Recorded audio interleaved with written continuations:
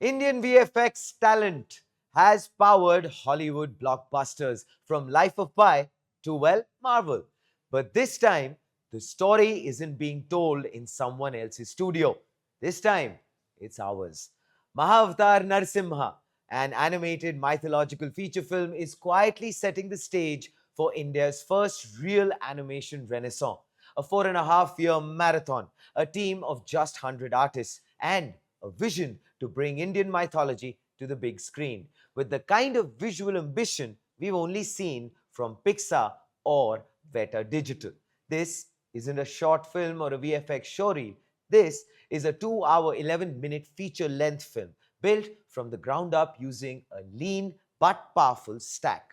Blender for core 3D creation, open source. Houdini for visual effects. Maya for animation. Nuke and DaVinci for compositing and color grading. Every second of the film, which is equal to 24 frames. Each frame took 4 to 10 hours to render.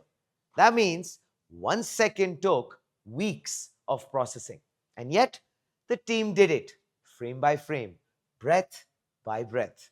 While India has long powered the back end of global VFX, we've never had our own Jurassic Park moment, a film that proves Indian animation can actually stand shoulder to shoulder with the world. Mahavatar Narsimha is actually that moment. A made in India mythology epic that doesn't just use technology but builds technology pipelines around storytelling.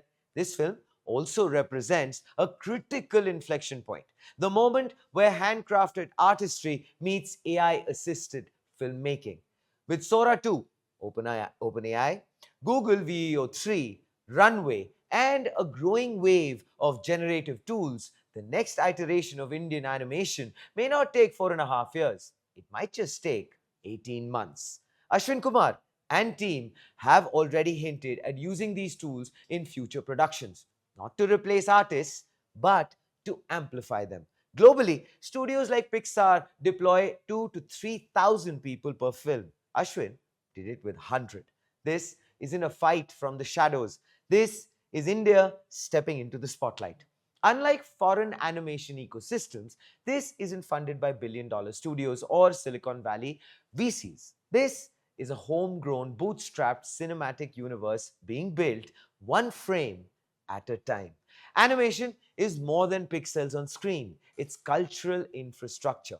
Mahavatar Narsimha is reclaiming Indian mythology on the big screen without relying on foreign servers, foreign IP, or foreign creative control. It shows that Swadeshi cinema doesn't just have to be ideological, it can be technically world class. For 30 years, India has been waiting for its animation leap. Jurassic Park came out in 1993. We are right now in 2025. And this might just be the spark. When AI tools meet Indian storytelling, the next wave of content might not come from LA or Tokyo. It might just come from Bengaluru, Mumbai, Tamil Nadu, Bengal, Kerala, or from a place which could pleasantly surprise us all. And of course, joining us to shed light in this is the man behind the movement, Ashwin Kumar, director of Mahavatar Narsimha, a multidisciplinary artist with over 25 years in animation, CG, and storytelling. Ashwin has spent half a decade building what many have said was impossible in India, a full-length animated epic made by a small team on a global scale. A big welcome on front page, Ashwin. How are you doing? Thank you so much for having me. Tech podcast starting with a tech hiccup is the best way to start. It is almost poetic, I must say, Ashwin. Of course, this film is done Yeah. wonderfully well. But The film is done wonderfully well. So, a yes, big congratulations from all of us thank you here so much. at AIM for that, for you and your wife and the entire team. Thank you so much. So much. Thank you so much. It's always the tech ka kida that I say is really that perseveres and really pounces inside of each one of us to do something new. And I'm glad it worked out, man, because before the 25th of July, I was a madman, and after that, I've been called a genius. So you know how the tech space is. Yes, truly, completely. You just put everything into context. Okay, so let's deep dive. Indian animation and VFX, Ashwin, have actually long been the backbone of global productions, from Marvel to Life of Pi. But True. honestly, rarely have we actually ever seen a homegrown IP achieve this kind of scale. So, congratulations again. Mahavatar Narsimha is Thank you. Thank you. changing that narrative with an Indian mythological Yes. universe brought to life through cutting edge technology. So, the question is, Ashwin, how did this True. vision begin, and what pushed you to take that ambitious path of creating a full length animated feature at this scale? Very honestly, I looked at it from the very beginning. Both me and Shilpa, we looked at it as a blue ocean for many reasons. Although we know that animation is a big service sector in India, but yet we do not quite have an indigenous animation industry, which is self-serving to a big scale. So we Hmm. kind of looked at it as a very a blue ocean opportunity for us. We just knew that it just had to be done right, and it just had to be presented to the mass, the audience and large, in a way that is palpable to palatable to that taste, which is in a Hmm. more visual scale, etc. So when we gave a perspective to it, there were two parts. Of course, there is the devotee and the devotion and the spirituality and the religious part. And from the tech front, we knew that the kind of space we do not want to kinder to the toddler space. We want to kinder to Hmm. the more, teenage, 10 years to an 80 year, a three generation space. That Hmm. was the spirit from the get go. Okay, so essentially, that of course sets the context in a big way. But then, of course, the Yeah, journey. It was a 4.5 years journey and just a team of 100 artists. yeah, So that must have meant pretty yeah. much, Ashwin, like a war level production pipeline. What kind of emerged Yeah, yeah. is a film that actually pushes the boundaries of Indian VFX. I mean, that is the first reaction that I had. And also, what were the Mm. biggest technical and creative breakthroughs during the making of the film? So yeah, it was. You're right in that presumption that yes, it was a uphill. It was an uphill battle, Hmm. almost without any battle training. Hmm. This is a guerrilla way of making an animation. That's how I see it. And if Yeah, somebody would were to ask me that if a film should be made in this way, and I will never suggest, very honestly. But right. the point I basically love your being honesty. the That point. means also it must have been a painful process. Yes, because nobody had done this kind of a outtake before. So Hmm. even we had to discover and experiment through our own processes and pipelines. So we were also experimenting, figuring things out, and sedimenting our Hmm. processes on the fly. So Hmm. that is what is so unique about this film. So and because we had limited budget, so we were very careful in allocating some very specific budget to high key shots and high key Right. scenes, and so that we can iterate more on those scenes, because the more we iterate, the better it gets. And somehow or the other, that kind of sets the tone for the entire rest of the film also. So a lot of divine interventions and happy accidents on the way, Nice. but we made our way through, and that is why it was a guerrilla way of making things happen. So if somebody were to put a science to this, so there is no science to this. There Hmm. is a straight up passion, and there is straight up madness. To the extent that till it doesn't look as good as we want it to be, we keep pushing the boundary and keep pumping in all the resources to those particular scenes at least. You know what? When you just mentioned the fact that there was a lot of divine intervention, of course, it really helps when you're making a film titled Mahavatar, Narsimha. That, of course, is a good Yeah, point. yeah, yeah. And the fact It's a poetic it is outcome. It is also the fact that I really want you to probably walk us through this. You've had a lot of experience, Ashwin, more than 25 years in the space. Did you not feel, Yeah, yeah. I mean, obviously you know the space a lot better than a lot of us out there, but did you not feel that, okay, Mhm. let me take a page out of the playbook of, let's say, the bigger studios, or for that matter the way animation is worked in the West, a larger team, and all of those things would help? Or was it purely because of the economics of it that actually just translated to the fact that, okay, listen, I've got a limited team and I've got to work in it? Was it a conscious decision, or was No, it pushed? it, it it was a balance of both, and I'll tell you why. Hmm. Is because I knew, because I'd seen so many animated feature films within India, with not a very good outcome, so to say, and they were case studies for me, very Mm-hmm. honestly. So it was a very conscious choice, and I was kind of mentally making notes of what's going right for those films and what's not going so right for those films, and why our Disney films in their home ground can touch millions of dollars. Yet in Mm-hmm. India, we do not have a indigenous or homegrown animation film that can do that kind of a wonder. So I think what my analysis was, it kind of worked out because we had to change the lens or the perspective, neither from we were making the film, but we had to entirely change the prism with which the film was made and who it was made for. Mm-hmm. So that was a very conscious choice. So that was a very conscious choice, what you're basically saying. But it kind of paid off in the end. So I'm happy. I'm glad. Had it gone south, I don't think we would be having this podcast. No, we would be still, because it's a brilliant, brilliant attempt, and I have to say this, that the passion definitely shows, and it shows brilliantly. Of course, now I'd like to maybe Hmm. just talk a little bit about the technical aspects, a little deeper, maybe, Ashwin, if you were to allow me.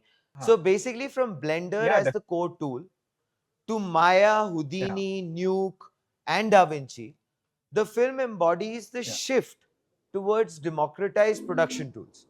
So, how did the tech I'm a big fan. stack actually? How did the tech stack I'm a big fan of evolve it. Like, over the years? uh, Wow, that's nice to know. so, And also, so I I just blending. like to add Sorry. this. Sorry, go ahead, please. Yeah. Yeah. So this kind of blends into your previous question. I knew we could Hmm. not emulate the Western pipeline. I knew we could not emulate because that problem has been that we've been trying to, superimpose what has been going on in the West economically and in terms of function of filmmaking onto the Eastern ground, which is basically us. It sometimes may work, but sometimes it does not work. So hence a new perspective was required.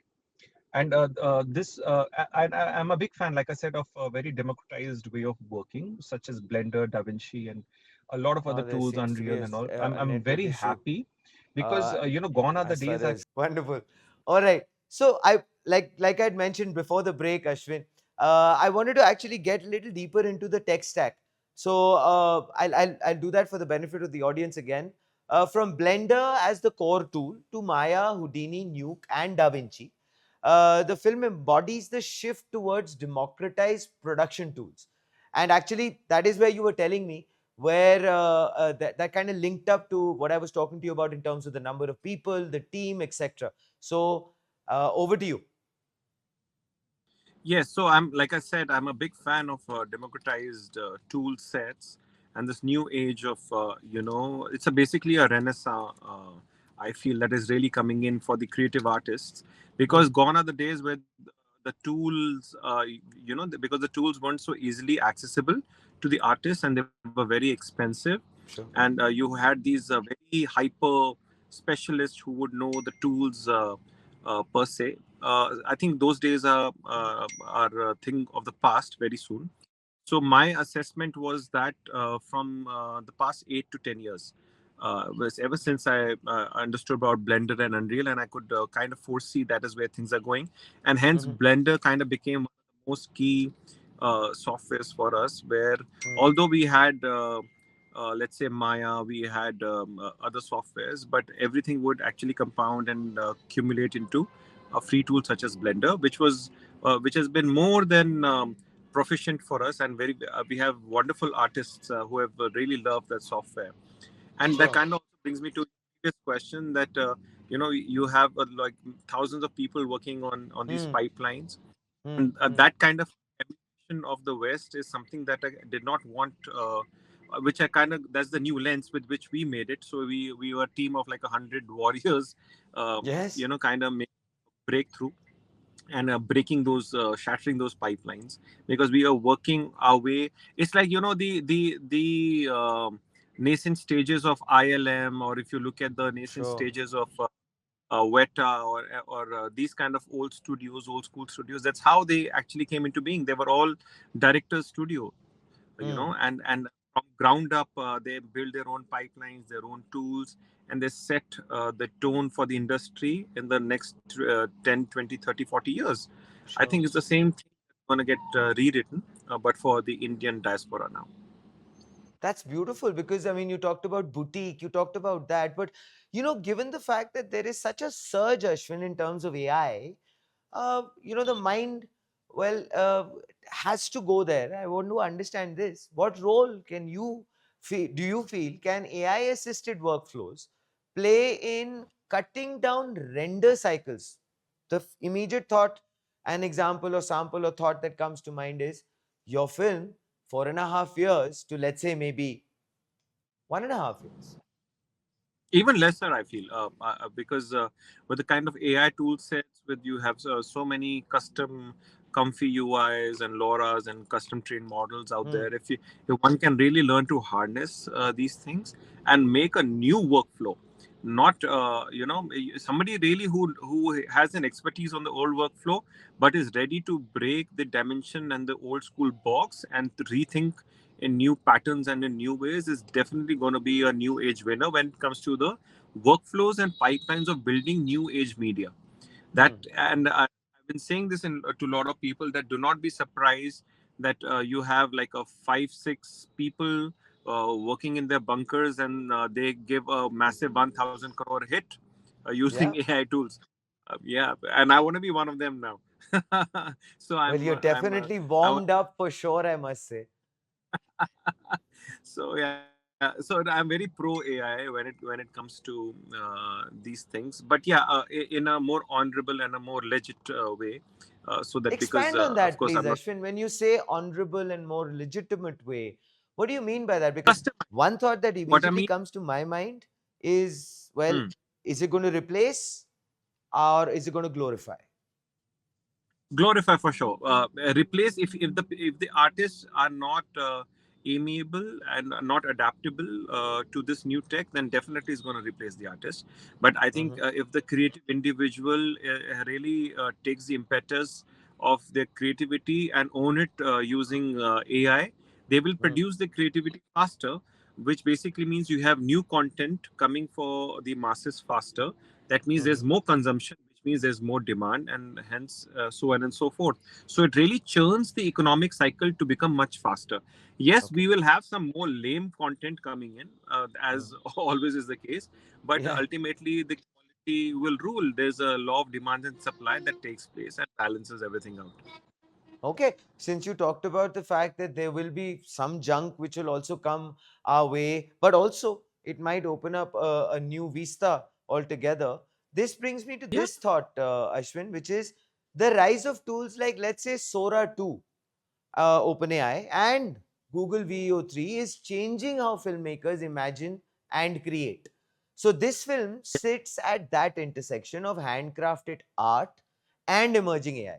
My question to you is, how do you see tools like, let's say, a Sora 2, VEO3, Runway, and other AI models reshaping Hmm. storytelling, animation, and VFX pipelines? Do you believe the next generation of Indian creators can leapfrog Hollywood with these tools? Uh, yes, most definitely. But there'll be phases to this. In the first phase, I think where Hmm. we stand as of today, where it's more about prompting and generating things out. Even though we have such great AI models, still there is physics issues, consistency issues. We still ramp them up. But what Hmm. is really going to really help them at this phase one, if you is gathering audience, right? You can or testing or prototyping or doing your A/B testings or your story tests. You can actually, I think, formulate your entire story using these tools and actually have a keen sense whether it's going where you really wish your story to be before Mm-hmm. spending millions of dollars or crores of rupees in actually making the film. Mm. And even and if you're a small size medium size creator, you can create your small IPs and build an audience around it using social media tools or YouTube, etc., and then gather funds to, once you have enough audience, to pump in a bigger content for the same IP. Sure. So this is where it's going to help now.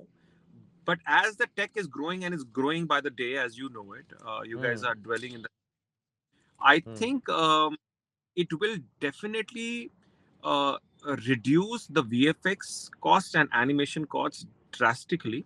That's Mm. for sure. It's going to Mm. make it more economical for Mm. even for new age artists. There will be a lot of creators who would do it themselves, and there will be a lot of directors who will be like outsourcing it, and it'll be done at a fraction of a cost, at a much at much faster timelines.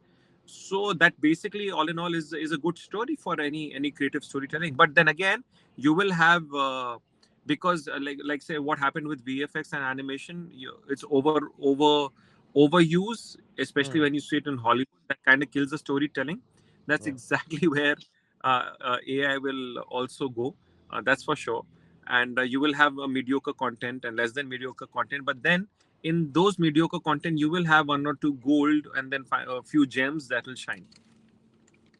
Fair enough. That's a fairly balanced view.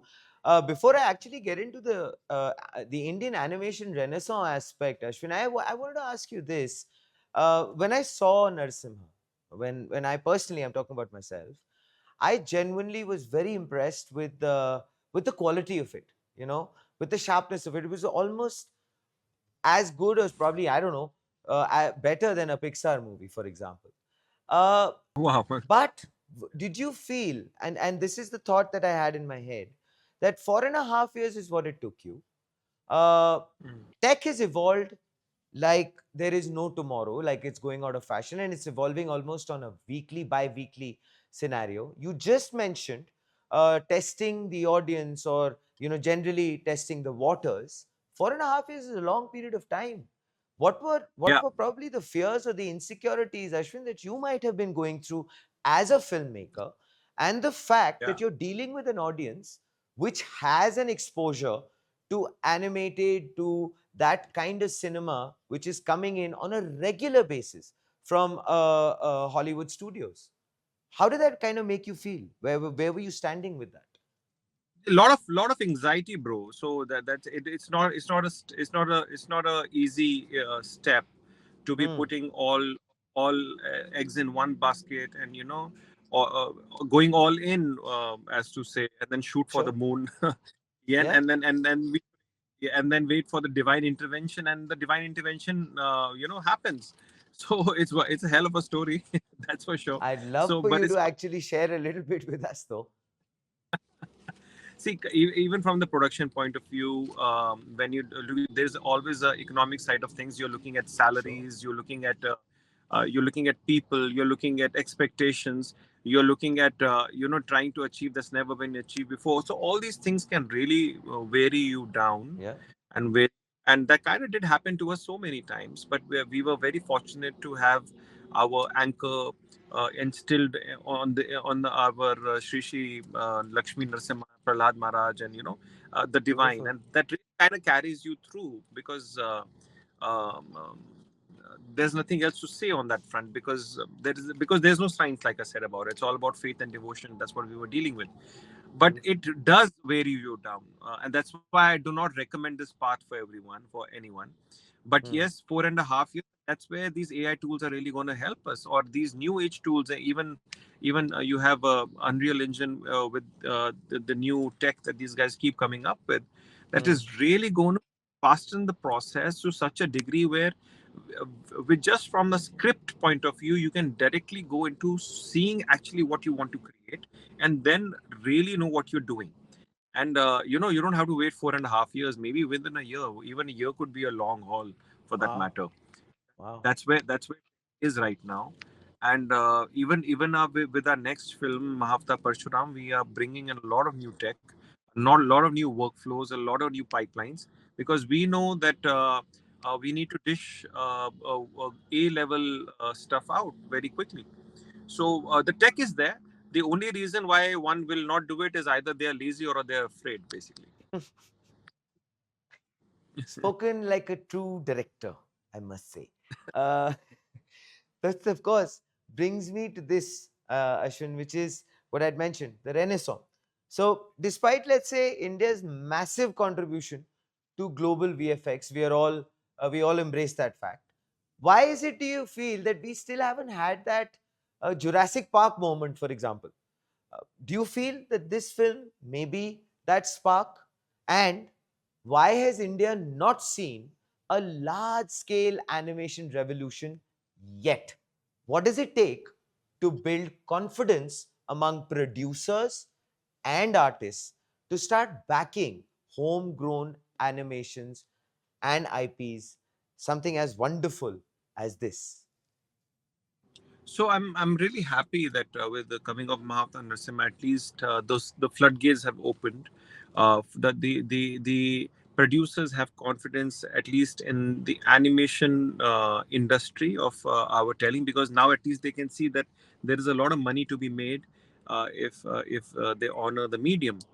But it's a double-edged sword, because the Hmm. other side of the tail is that animation is a time-taking process. It's a Yeah, slow burner, yeah. because it kind of takes time into what you're building. Because a cake that takes 6 hours in the making will take 6 hours in the making. If Hmm. you want to do it in 2 hours, 3 hours, it's not going to taste as good, Yeah. and that's what animation truly is. So the patience of the investors and the producers is key, and the Hmm. artists to be able to really push the boundaries and push the threshold of imagination. That is the onus lies on the artists and the directors also. So we really need directors who know animation as a medium, not just filmmaking, because Sure. animation has its own nuance. So all these things putting together, then I say we are moving towards a renaissance. Yes, Mahavatar Narsimha has shown the way that it can be Nice. done, but it's just only set precedents once, and but we need to keep bringing out, IPs bigger and better than Mahavatar Narsimha, and such that it becomes a hub in its own right, and animation becomes one of the most loved and sought after mediums, like it is there elsewhere in the world. Figures are very important for everyone to understand the context of what just Ashwin said. The film, Hmm. including its marketing, the total budget is 40 crores. The film has crossed 300 plus crores at the box office. I'm talking about theatrical releases globally. And of course, as we already know, it is roaring and how on Netflix. These were the three things, Ashwin, that I wanted to apprise the audience of in terms of what that spark actually means. I would love for you to go ahead and add on to that context that I just started with. So yeah, the figures that we hit are almost to the tune of 350 cr globally, and Mm, it's really amazing to see those kind of figures. And we were trending number one Netflix within the first 12 hours. We were on Netflix, and we're still in top five. So that means the demand is there. The people, the diaspora, is really consuming this kind of content. That's what it really means, because mm, if you look at the Indian VFX animation AVCG um, community and the kind of money that's being pumped in, most of it is towards the service sector, and that's what mm. I'm trying to say. Diaspora is now ready for consumption, because you have so many anime lovers, you have so much Marvel, DC kind of content being Yeah, consumed here in India, yeah. that it's just basically a no-brainer to that somebody is going to come out and really laugh the way all the way to the bank, not just with a 350 crore revenue, but even maybe 10,000 crore franchise in the coming few years. So that Nice. is that is possible. It just needs to be done that way. Do you feel that the ecosystem is are we ready, Ashwin? Very straight, blunt question.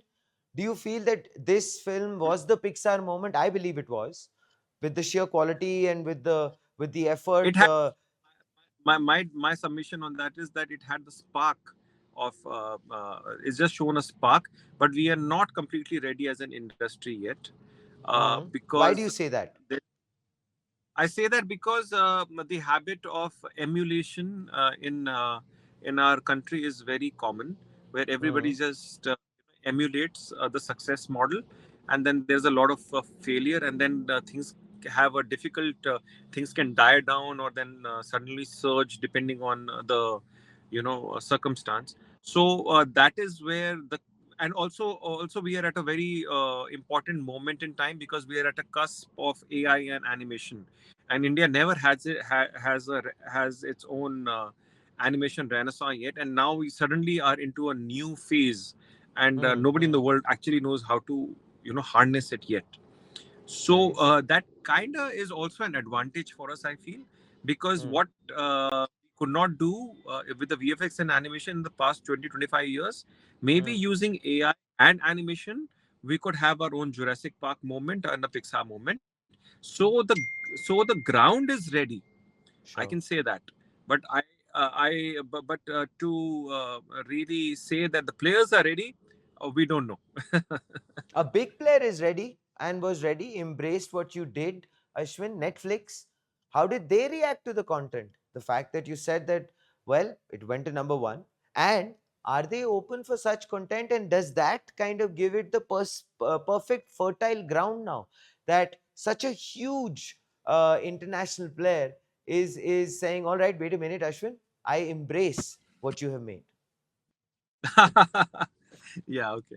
So Netflix, yeah. So we're very honored with the way Netflix has carried this product and taken it to the world at large, and has been consumed everywhere, and we are still ranked within top three, top four since the time the film is on Netflix. And um the numbers, we don't have the numbers yet because Hmm. generally we get it in by the 48 to 50 day kind of a period. So we are Sure. awaiting numbers, but since it's been trending number one, two, three, and four, so I'm guessing we're going to see something bright. But the point is the longevity of the content. That's what makes it Yes. nice to see. It's not just like a one-time consumer content. It's something that people True. love and keep watching again and again, and that's when you know something is special.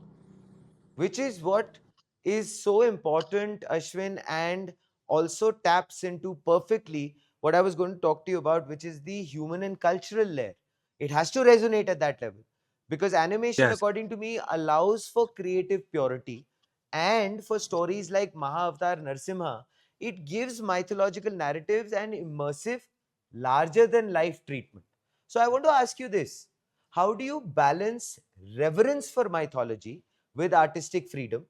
And what does this film mean for India's cultural storytelling ecosystem? Also, a small one. Do you feel that now that the spark is there, the ground is ready, we are also in a place where we can start to maybe spread our wings to other areas and facets of storytelling, which is slightly far removed from mythology?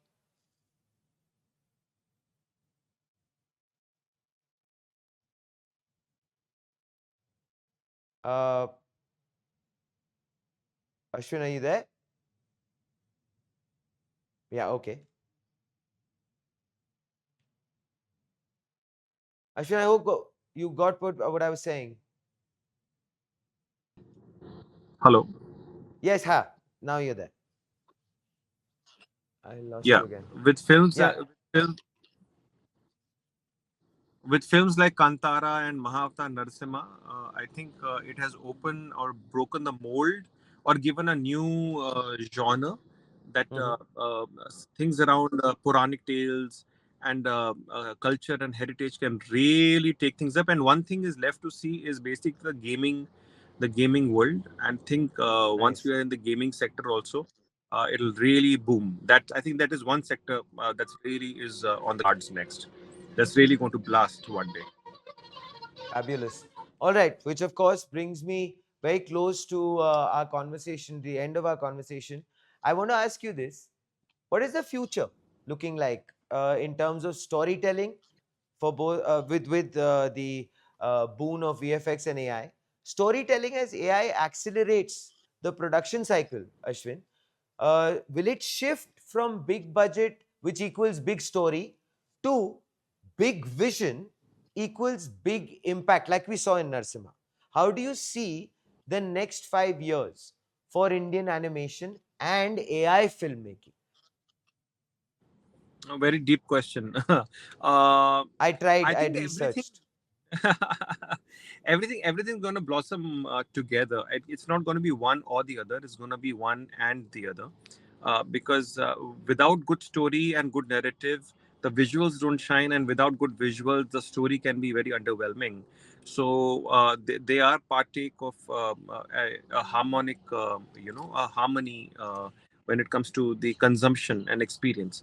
So, but given the AI tools and given the animation, the kind of democratization and open source animation and AI tools, it's going to be much easier to produce these large scale visual spectacles, such as Mahavatar Narsimha and maybe a few others, that are and which are also going to be agnostic of the culture and heritage, because you can adapt using lip sync and whatnot. You have Yep. such great technology that's coming in, that's really going to make the content the user's own personal experience throughout the hinterland, rather than making it a very, a very cosmetic experience.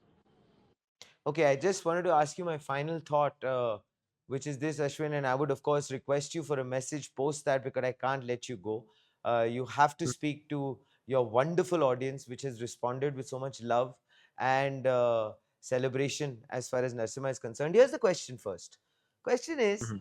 I have sensed, and please correct me if I'm wrong, but every Mm. time there is a new AI tech development or there is any tool that comes in, I have felt that the industry down south is a front runner in terms of adapting to that technology, using it, embracing it, vis-a-vis across the country.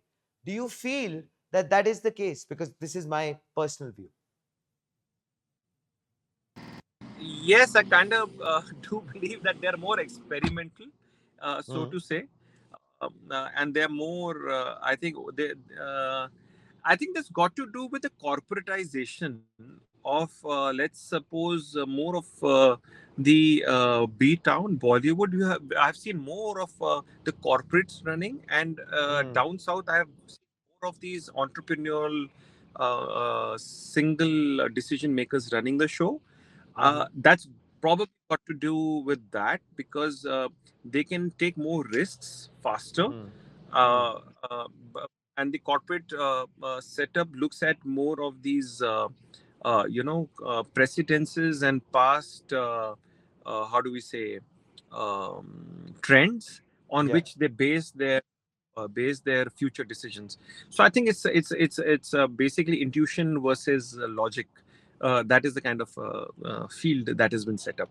That's why we see this kind of a disparity of decisions. But to each of their own, they can both work. It's just the matter of time when things flip, because there's no right or wrong when it comes to making these decisions. But yes, to say that South has been more experimental, that's kind of correct. I do understand both with the stories and with the tech. Beautifully put.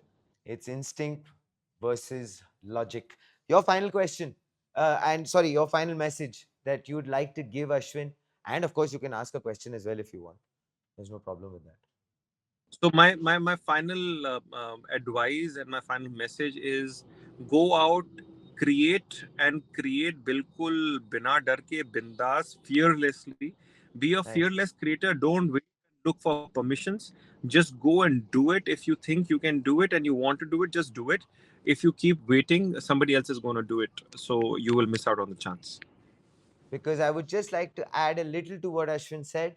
With your future projects, with such a huge success of Narsimha, it would be nice for you to give a slight teaser to everyone and what should they be looking forward to? What are the future projects? You've mentioned one, what are the others? Because we are very, very curious and, of course, very excited in terms of what is coming out of that wonderful little boutique studio and mind of Ashwin. So Mahavatar Parshuram is the next in line.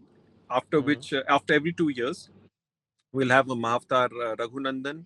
Post that, we'll have a Mahavatar Gokulananda, then Mahavatar Dwarkadhish. These are Beautiful. films on Sri Krishna. So one on Sri Ramchandra and two on Sri Krishna and two on Sri Kalki. That's the lineup for the Mahavatar universe.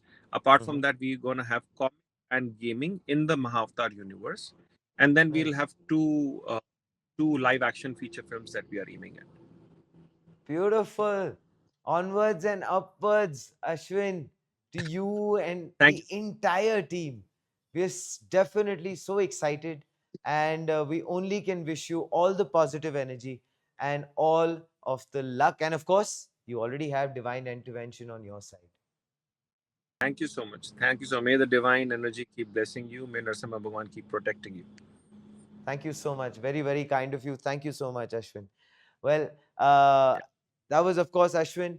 Thank you again for being with us on the show. And of course, this is what we have to say after that very invigorating conversation. Mahavatar Narsimha isn't just a film, it's proof of concept that India can build world class animated IP, that open source technology can power blockbusters, that mythology and AI can shape a new cultural economy. And finally, to take a little page out of what Ashwin said, the madness, the passion, if it is driving you, it is definitely going to ensure that you're going to do something magical.